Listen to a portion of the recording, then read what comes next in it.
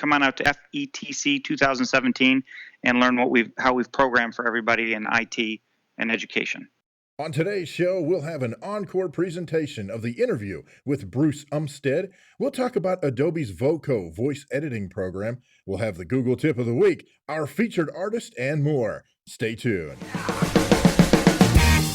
EduTechGuys Radio, radio.edutechguys.com. The opinions expressed under the site and its programs are those of the participants and not intended to and do not necessarily reflect the opinions of any specific educational entity, sponsor, company, state, or government agency. Hello and welcome to EduTechGuys Radio, brought to you by Southwest Arkansas Education Cooperative and Hope Public Schools, both located in Hope, Arkansas. I'm Dave. Hey, I'm Jeff. There you go. What's with the shortened names? You know, it's going to be informal. You know, hey, if you don't know me by now. There you go. See, look at there. There it is. Little harmony. Little. That's what we have. Is that what we have? Never bugs. We're like little bit of harmony. Little bit of harmony. Never bugs. That's from the wonderful Peter Pan hook with Robin Williams. If you haven't seen it, that's there you go. I thought we were doing like an Ebony and Ivory thing. Got way off topic on that one, didn't we? Ebony. It happens. Okay. Anyway. So yeah, hey, today on today's show, first of all, thanks for listening. Catch us on the web, www.edutechguys.com.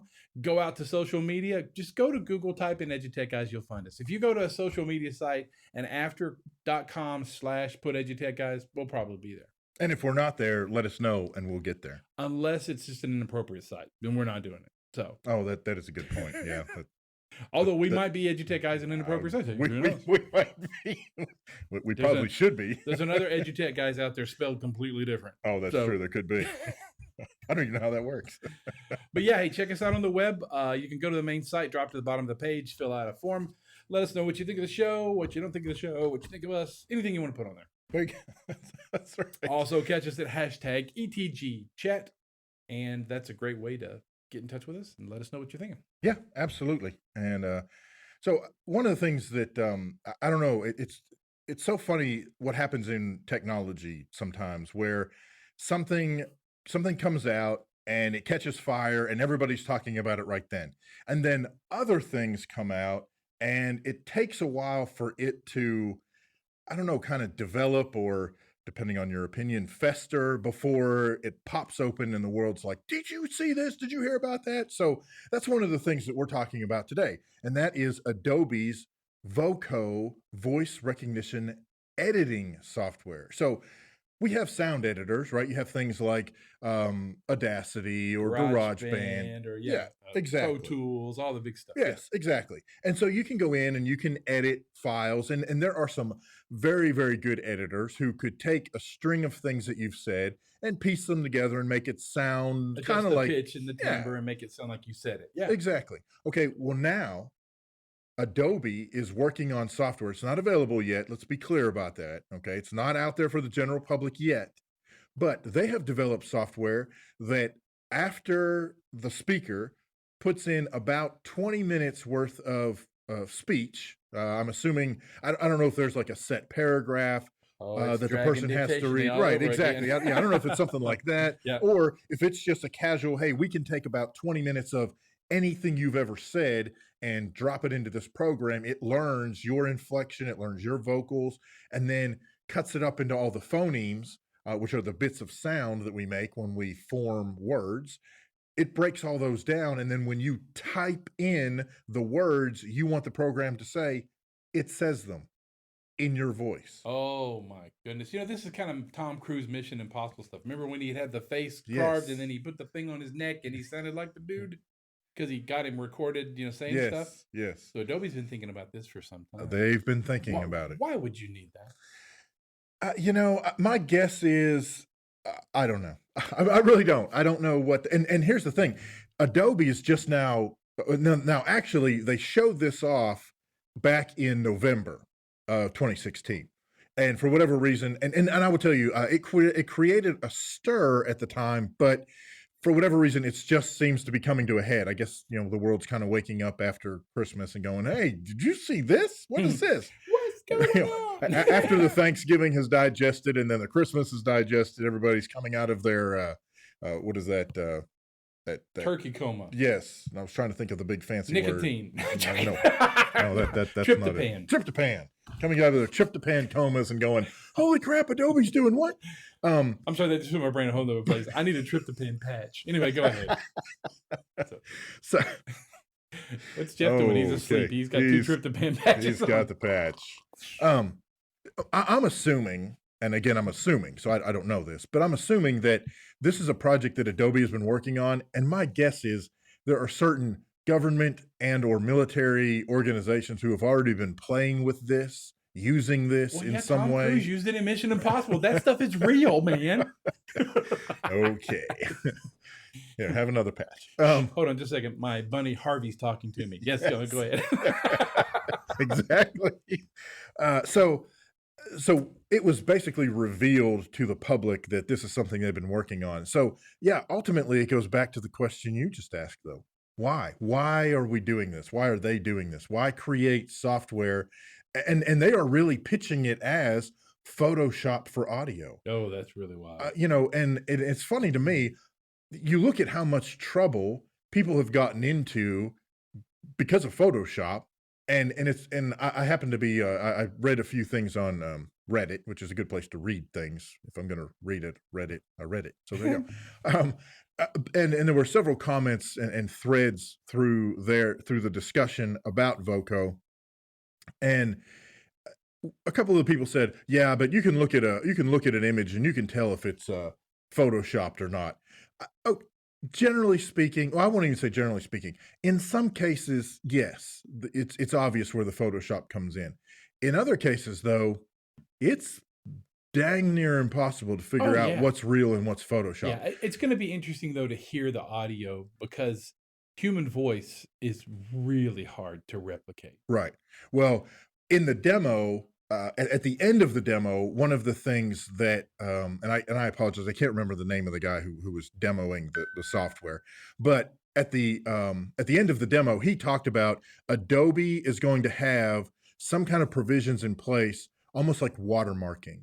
So there will be an underlying audio layer that you could pull out and determine whether this was real or not. Mm-hmm. To me, it's very similar to, I don't know if you've seen any of the cool stuff that some folks are doing, and I can't remember the name of it either, and I wish I could have thought in my head.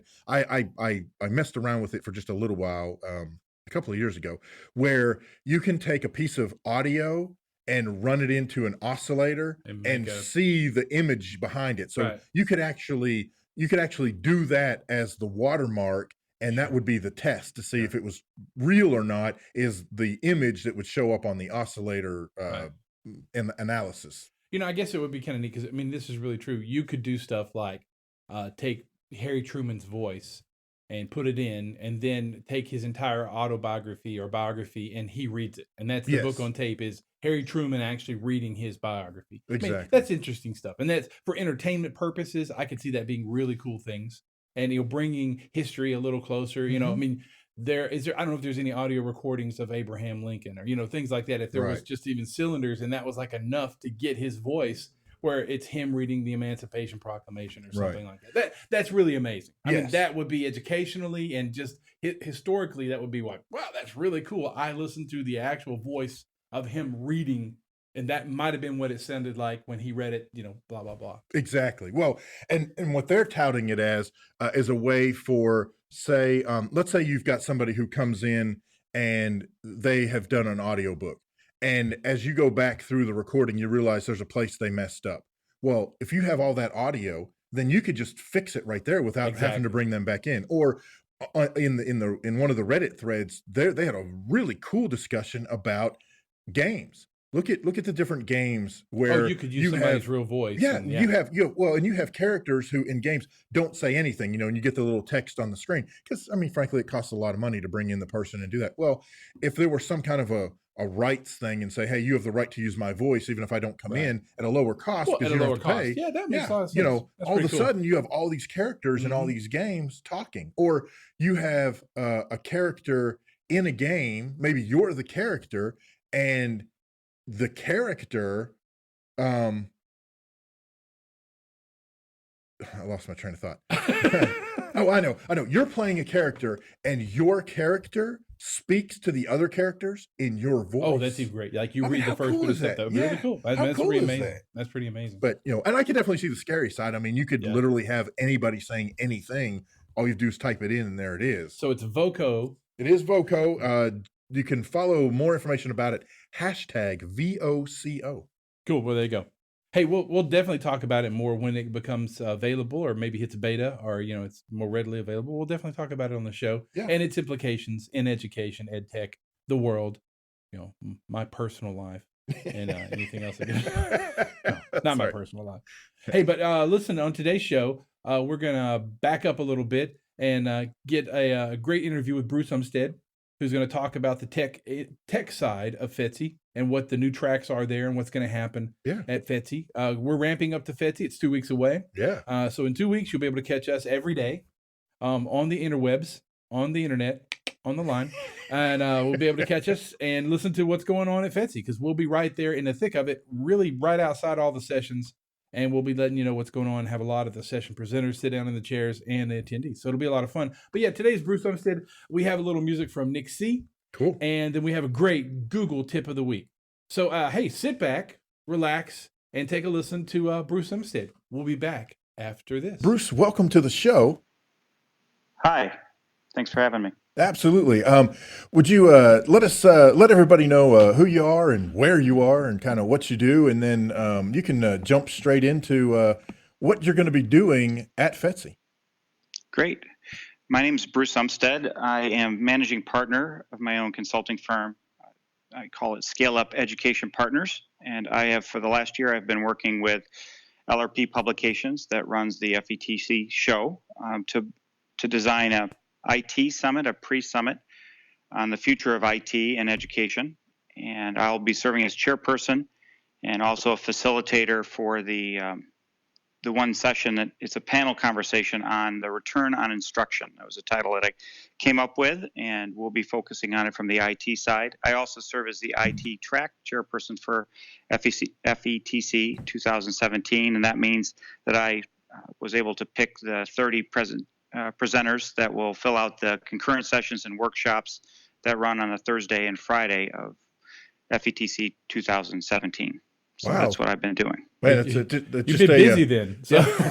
Yes, I have been busy. That's a lot of I think at the end of the day, we probably have about 50 people that I had to tag to be either on panels or in presentations over the 4 days. Yeah, I was just going to say, you're the one who approved the technology track.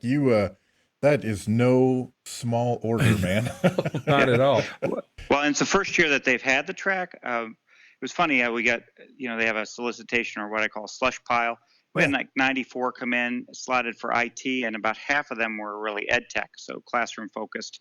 And so I had to kind of call out of the remaining half, the 30 presentations for the main track. It's a little bit challenging. Really had to rely on my network kind of come through there. But IT is becoming a more critical part of education and ed tech, everything that happens behind the wall, servers, routers, hubs, the cloud, data security, data privacy, all of those concerns typically belong to the IT leader in the building, and that's what the track and the pre-summit is all about, is focusing on helping IT leaders make better decisions and stay on top of cutting edge software and trends. Well, that's and like you said, and I've been to FETC once before, a couple of years ago, and like you said, so that's actually a new focus for FETC, because in the past it's been much more the curriculum side, the ed tech side, and so to have a track that is specifically focused on the technology side, that's new. Yes, I've been in education tech for probably about 12 years. In 2007, I became the Michigan State Ed Tech Director, so working with the Michigan Department of Education. It was a first-time position there at the department, and we really didn't have a focus on the IT side. Mostly it was like I was hired to roll out an online high school graduation requirement, and we had a lot of people in that space already, so I kind of gravitated more towards data systems, instructional data systems, and the things that actually made it easier for teachers to do their instruction, like really providing technology to the point of instruction, but allowing others to kind of focus on the pedagogical and in student-focused applications. Sure. And so this is just a natural role for me to kind of roll over to LRP Publications, which is a trade show organization that operates FETC 2017. And that's what I'm really excited about, is working with a professional organization that's focused on trade shows and really bringing quality content, and conference programming to the ed tech space. Yeah, absolutely. So, before we delve too much further, have you been to FETC before, getting involved with yes. LRP? Okay, I was just back curious. in 2000. Well, there was a different media company that was operating Right, back in 2013. But I showed a documentary film that I co-produced called "Look, I'm Learning." Oh, yeah. So we showed that down there. They were very generous and allowed us to kind of preview it. Our national release was at South by Southwest EDU. So we previewed it at FETC back in 2013, and I've been attending every year since. It's a good conference, very teacher focused on the front end. So on the back end, it's nice to kind of build out some content for what in the industry might be called business decision makers, or I'm focused on more the IT business decision makers. Yeah, well, and I think that's from my experience when I've been to FETC, and just kind of what FETC has been up to this point, it really has been that teacher focus. Although you definitely get some of the school technology folks who would come almost, by proxy, as it were, but not have the content specifically aimed at them. So that's very exciting. It really is. That's very cool that you guys are deving out the content to help get some of those folks who might not normally even come to that conference, because it's been so, ed tech, teacher focused.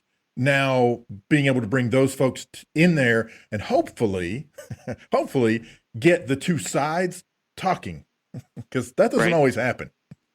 Right. And really the conference is a platform, right? It connects one party with another party and adds value in the transaction. And what LRP really focuses on is getting the content quality up, so that those business decision makers know they're spending that time wisely. And why not? It's Orlando, right? January in the winter. 24th through 27th. Yeah. I hail from snowy Michigan. Like, I just got out of there this week for some family vacation. It was like 7 below, and 7. Let's not say below, but it was 7 degrees, and I shoveled 6 inches of snow off my driveway to get my car out on the highway down to Detroit and catch my flight to Florida. Yeah. Yeah, exactly. Well, so along that line, so now tell us about your presentation, your session. Give us some insight on what it's about, and a little summary or a big summary of what participants can look forward to. Right. So there's a future of IT summit. It's a joint summit with the leadership summit that Jennifer runs concurrently. So we'll share an opening keynote, which is around return on instruction. And I came up with that title because I'm a finance and strategy person. I'm not really a technologist. Don't let anybody know that. But what I really focus on is technology as a strategy for improving outcomes for students. And more, we're seeing people they're able to back up the request for technology investment with impacts in the classroom. So what I call return on instruction. So Eric will take the keynote, and then I'll pick up there as a facilitator of a panel. And I have 3 people on that panel that I'll be talking with. One is Beatrice Hernandez from Houston Independent School District. She really inspired the panel and the idea of return on instruction. She's the instructional technologist lead for Houston Independent School District. 600,000 students, the largest urban one-to-one, rolled it out to all their high schools after a successful pilot called Power Up. It was so successful, get this, guys, that the curriculum unit at Houston picked it up. Now, when have you heard that the curriculum folks want to pick up and own a one-to-one initiative? Well, they did, and then crude prices dropped. Budget implications made Houston really kind of retrench and ask questions. Should we be continuing this one-to-one initiative? And Beatrice and her team were able to actually deliver not only cost savings, but also return on instruction. Like, how were they impacting subpopulations? according to the federal guidelines, but also local, looking at how minorities are represented and how their performance academically had kind of improved. Free and reduced lunch students. I actually did a tour with her back in 2014, and it's just amazing to see the kind of central support that the Houston Independent School District was providing the local schools, both in terms of choosing the type of curriculum. The one I went to was an all-girls high school focused on pre-AP and AP for college preparatory. And they were all one-to-one. They were using, I think they were using the South Florida framework for measuring technology integration. And then they added a couple other pieces. So really helping that school drive their AP, pre-AP curriculum using one-to-one. So again, it wasn't your traditional one-to-one initiative where they're only measuring 21st century skills. That was actually an additive piece to it. They were measuring actual performance against AP and pre-AP coursework, and they had rolled that out to all of their high schools, and they were able to defend that investment and continued investment because of those instructional gains based on sub-pops and free and reduced lunch and all of that. So pretty exciting to see an urban district be able to sustain the largest one-to-one initiative in the country.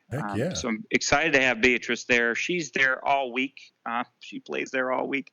I've got her in not just this session that's on Tuesday for the summit, but I also have her presenting for IMS Global.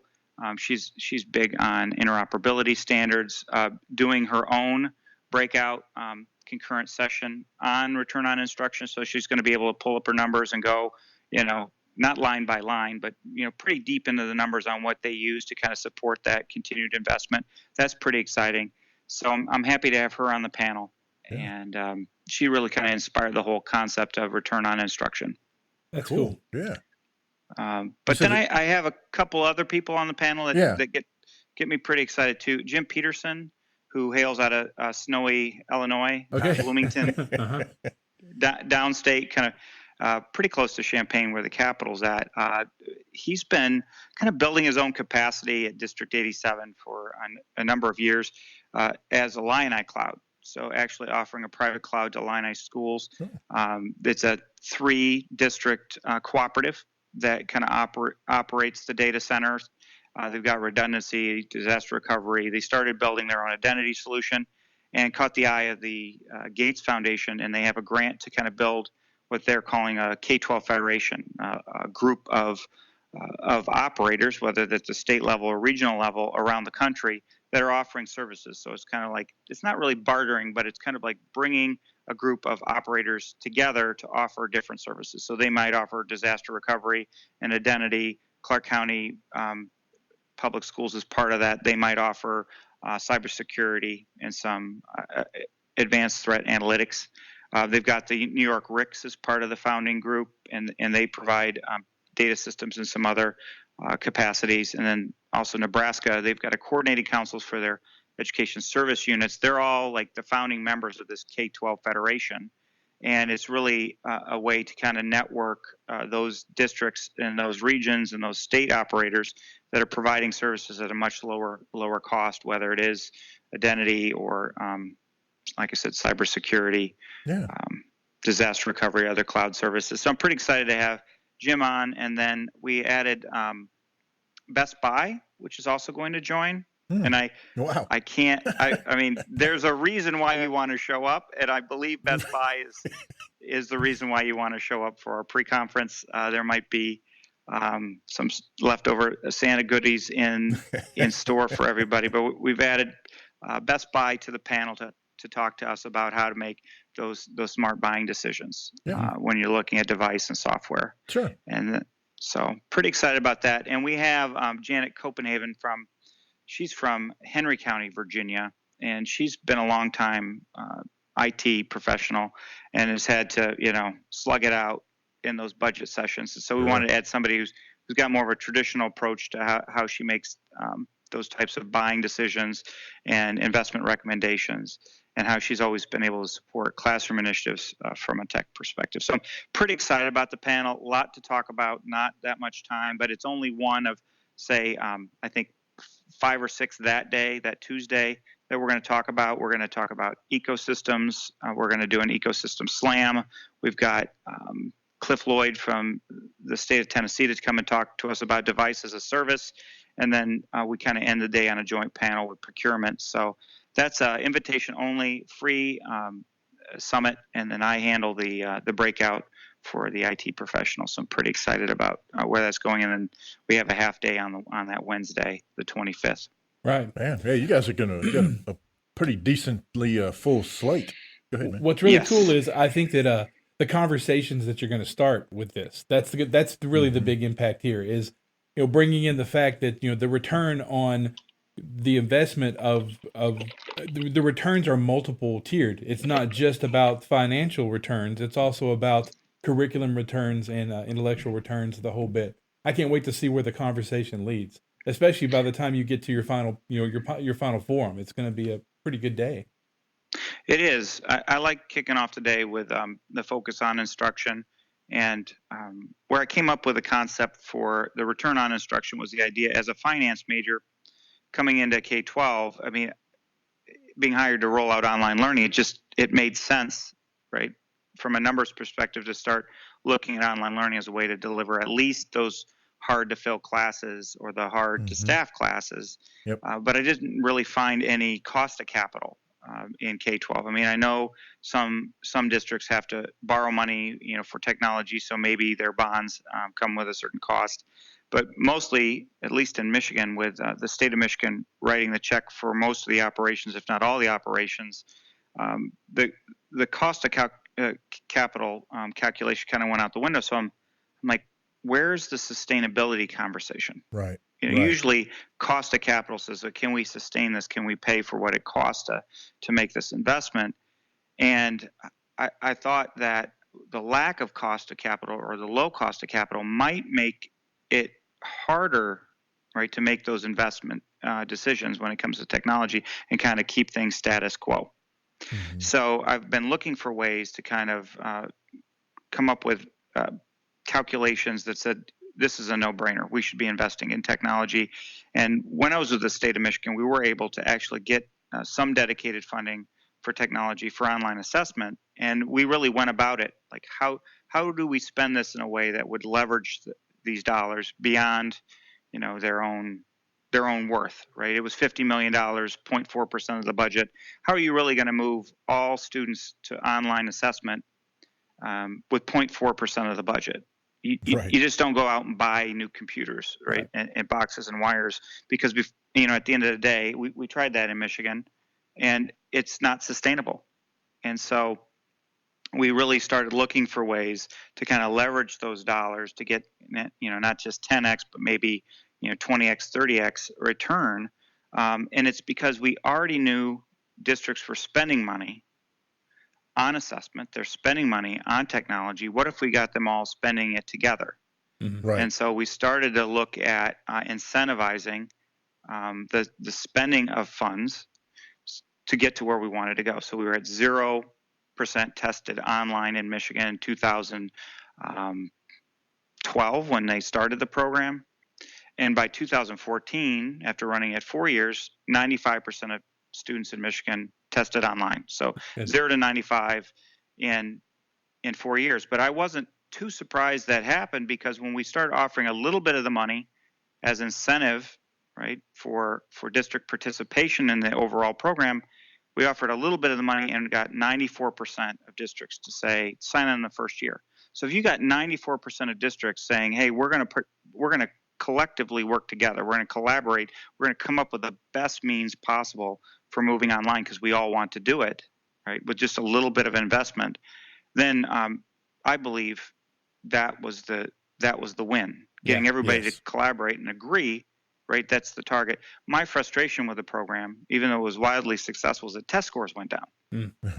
Because we were focusing again on how many students can we test and not how can we help those students perform better. Sure. So I think that's really the challenge, and that's why I'm happy to be talking about return on instruction at FETC, is that how can we make those investments wisely and leverage better student outcomes? Yeah, and that's got to be our bottom line going forward. All right, thanks, Bruce Umpstead, and you can catch more of Bruce at FETSI. That's in Orlando, January 24th through the 27th, so just a couple of weeks away. Hopefully, we'll be able to talk to him live during our conference coverage. Remember, if you are going to be at FETSI in Orlando, come look for us. We're going to be on the level 2 concourse just outside of the session. Yes. And then just letting you know what else we're doing. On February 1st, we're going to be at SAU in Magnolia for a robotics exhibition. So that's going to be pretty cool. Different schools from around the area going to bring in their robotics teams and put on an exhibition. Beep boop, So- bop, boop, beep. Okay, I'll stop with the background It's kind of like noises. that. It's kind of like that. Hey, yeah, you can check. So catch more Bruce when we're there. It'll be a lot of fun. I'm looking forward to FETSI. I got my swim trunks out and my suntan lotion. Go ahead to Orlando. I wouldn't do that to anyone. I didn't need that. Hey, listen, we're going to take a quick break. We're going to It's listen all to a good. little one of our favorite artists, Nick C, and the song of the week, Just Love Me. We'll be right back with EduTech Guys.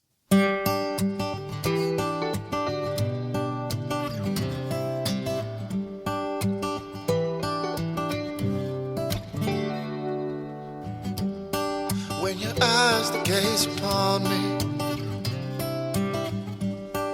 and your silhouette is near, all I will ask of you is to love me down, down, down, with your mercy all around, and when your poetry is clear, all I will ask of you is to love me now.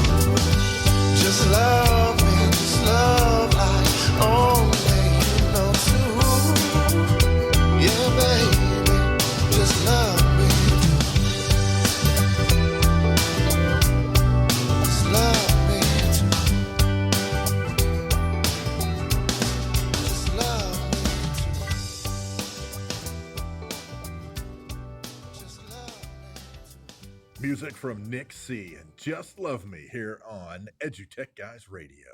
Awesome. Yeah. Hey, we want to thank, Nick C's been one of our favorite artists for quite some time. Oh, yeah, man. He's always been on the show, and we always want to thank him. And he always is, one of our real popular. We always get a lot of good follows when we post his stuff out. So it's really cool. Yeah. Hey, so you know what time it is? It is Google Tip of the Week. And this week, the Google Tip of the Week, I want to thank the good doc for putting this out there for me. What has happened is there's been some enhancements to the coursework in the Google Classroom API. And it released today. Cool. So a lot of developers use the Classroom API to integrate their applications with Google Classroom. And last year, Google had announced the ability for external applications to read and write assignments. So they got a lot of feedback about that. So today, they're making coursework endpoints more robust. With additional management capabilities, applications can now create and update questions. Wow. They can modify and delete coursework, and they can add drive items and YouTube videos to coursework and student submissions inside the Classroom API, which is pretty amazing. That's now, awesome. One of the really cool ones is this one for me, former band director and a musician, Flat Education, which is a collaborative music notation app. It already integrates with Classroom to let teachers quickly synchronize rosters and assignments and design music activities accessible to students with just one click from Google Classroom. So Flat has been piloting this new API functionality to create a more seamless integration. So they say that the support of Google Drive and the Google Classroom API is simply great. All the music scores created with G Suite for education accounts on Flat being already Drive files, they can now directly add your Drive files into the assignments and student submissions. So that Flat company's already taken that ability to take a Drive item and put it into a Google submission and inside the Google assignments, which that's pretty crazy. Oh, that's going to be awesome. And and for those of you that we just skyrocketed way over your head, because I know it got pretty technical in there. I think the focus is on the last thing that you just talked about. The really cool thing about this is you're going to have these other companies who are able to develop whatever their product is, or if they already have a product, be able to tie in their product directly into the classroom. So in the one, like you just said, in that other program, you can create the music, the sheet music, and then put it directly into the assignment or exactly into the exactly. Now, hey, something that they added before, and we'll just touch on it, is that they've added some updates where parents and guardians can manage updates. What happens is Classroom sends out daily and weekly summaries to guardians and stuff with API. That was a couple days back, but it's one of their big pushes. Sure. And so it's evident that Google is changing their APIs and modifying them pretty quickly at this point. So now it's been some major API changes in less than, let's say, 15 days. Yeah, well, and anytime you hear API in a conversation about technology, you're talking about taking one piece of software, generally speaking, and connecting it to another piece of software. And so with Google developing these APIs, these pathways into Google Classroom and out of, for that matter, I mean, that just means that's going to be so much more that folks are going to be able to do with Google Classroom and their students, and whether it's the parents and guardians or whether it's assignments and tests. I mean, it's amazing how pretty crazy cool. Yes, and how broad Google is basically letting things get. Yeah. It's very cool. Opening up. Really taking control in the education market. Yeah. Really. Yeah. So thanks, Google. Thanks, Google. Thanks, Google. Hey, listen, it's been a great show. Man, it's been awesome. Next week, hope to have another guest on. We'll start tweeting that out pretty soon. And we'll get back where you don't have to listen to us all the time. We'll also be pushing FETSI pretty great because FETSI's right around the corner. A lot of great stuff happening at FETSI. New tracks in tech, in special ed. All kinds of new stuff happening at FETSI. Don't forget to catch us there starting on the 23rd, 24th. Every day we'll be broadcasting live from it, so you can keep up with us and all the shenanigans happening in Orlando, Florida. Shenanigans. So, hey, we're going to get out of here. I'm Jeff Matlock. I'm David Henderson. We'll catch you next time. You've been listening to EduTechGuys Radio, radio.edutechguys.com. The opinions expressed on the site and its programs are those of participants and not intended to and do not necessarily reflect the opinions of any specific educational entity, sponsor, company, state, or government agency.